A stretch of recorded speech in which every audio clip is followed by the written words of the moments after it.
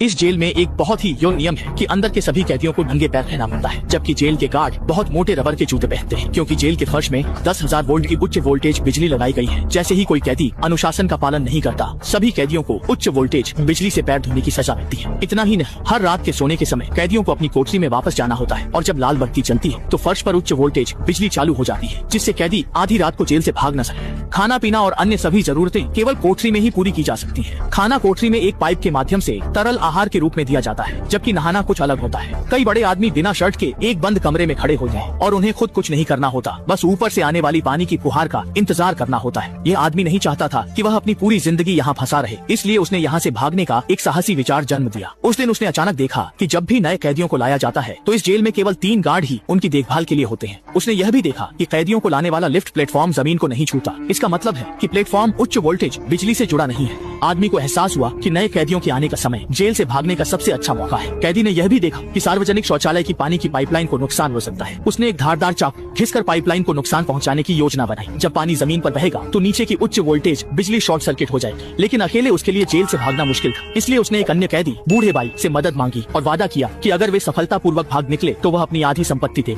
शुरुआत में बूढ़े बाई ने मना कर दिया, क्योंकि उसकी सजा की अवधि में कुछ महीने बचे थे और वह इस जोखिम को नहीं लेना चाहता था। हालांकि दूसरे जेल क्षेत्र से खबर आई कि जिन कैदियों की सजा पूरी हो चुकी है उन्हें जेल से रिहा होने के दिन मारे जाएंगे। इस खबर ने बूढ़े बाई की सोच बदल दी। आदमी ने बूढ़े बाई को बताया कि कल नए कैदी लाए जाएंगे और यह उसका मौका हो। बूढ़े बाई ने कुछ देर सोचा और आदमी की बात मान ली। उन्होंने तय किया कि वे कल नए कैदियों के आने के मौके का फायदा उठाकर अपनी जेल से भागेंगे। जल्द ही अगला दिन आ गया। आदमी ने शौचालय जाने के समय का उपयोग करके पानी की पाइप को नुकसान पहुंचाया, जिससे पानी जल्दी ही जमीन पर बहने लगा। आदमी की योजना सफल होने के बाद वह तुरंत अपने काम पर वापस चल गया। जब नए कैदी पहुंचे तब तक जमीन पर काफी मात्रा में पानी बह चुका था। जैसे ही लिफ्ट प्लेटफॉर्म नीचे आने लगा, आदमी ने तुरंत अपने साथी को इशारा किया कि वे झगड़ा करने का नाटक शुरू करें, जिससे जेल के गार्ड का ध्यान आकर्षित हो गया। इस मौके का फायदा उठाकर उन्होंने उपकरण को लिफ्ट प्लेटफॉर्म में डाल और लिफ्ट प्लेटफॉर्म को रोक दिया।